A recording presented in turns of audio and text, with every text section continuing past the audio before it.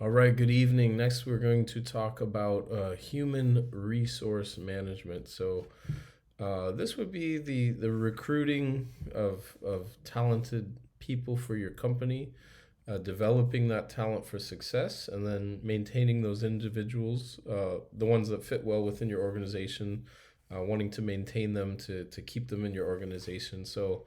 HR is somewhat of a kind of a matchmaker for people and organizations.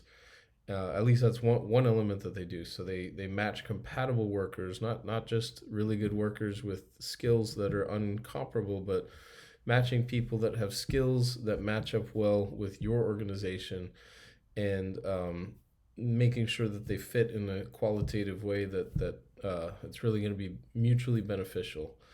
Um, so also, if people fit well, then they want to develop you and develop your skills and your talents and help you to really thrive in the company. And then eventually they want to retain you and keep you as a quality worker who maybe climbs the ladder of success within the company.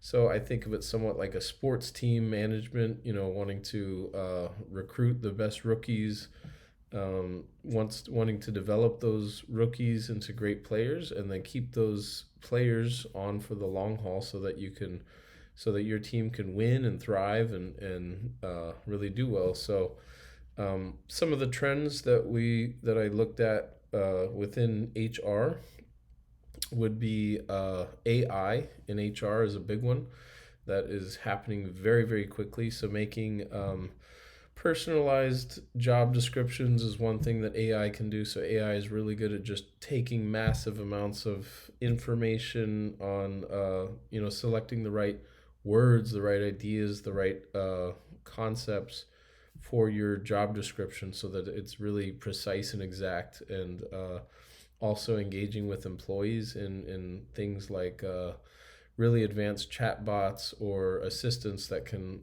speak with employees and help solve issues and problems. Selecting the perfect wording for postings, for emails, for communication, just making all of that, streamlining it so that HR workers can focus far more on the strategic elements of their job and far less on the tedious elements of writing perfect emails and writing job descriptions when they're looking to hire people. So that's one way that HR AI is being utilized within HR, and statistically, I found out that 76% of HR managers now believe that if they do not hurry up and integrate AI into their HR process, that they will fall behind. So it's very significant, very important, along very similar lines with AI integration within HR. Another similar technology that's being utilized would be predictive analytics, which is being used in a lot of different things like the stock market and so many things like that. But within HR, it would be quickly taking massive amounts of statistics, historic statistics, and current statistics, and analyzing all this data to be able to make predictive guesses about the future that are often really frightfully accurate.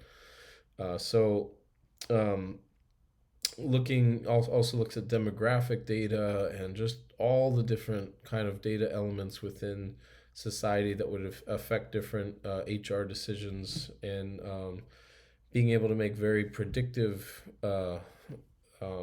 efficient guesses on different decisions moving forward about who you're going to hire and how you retain people and things like that. That's another trend. And then lastly, looking at DEI, or as we talked about in the last video, it's diversity, equity, and inclusion. So looking at how not only inclusion, eradicating discrimination and bias and things like that, but looking how you can proactively hire in a really well balanced, diverse way within your company.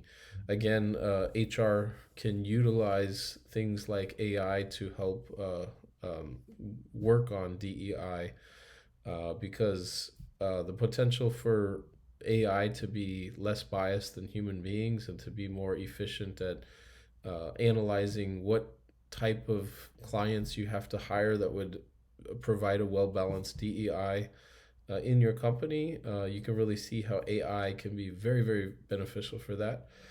Um, the main goal is just ensuring that the hiring practices are giving everybody a shot, and that you're being really as balanced as possible. Um, DEI is somewhat controversial right now. It's kind of a buzzword that there's different debates about. But interestingly, Elon Musk and Mark Cuban really have been getting into it lately on DEI. They've been having big discussions and on X and kind of debating these issues, to the point where actually recently I just read that Mark Cuban blocked Elon Musk on his X account because they just could not come to agreement. But that's another story, and a little bit outside the scope of answering the question. But anyway, that's about it for today. Blessings and thank you, and have a great week.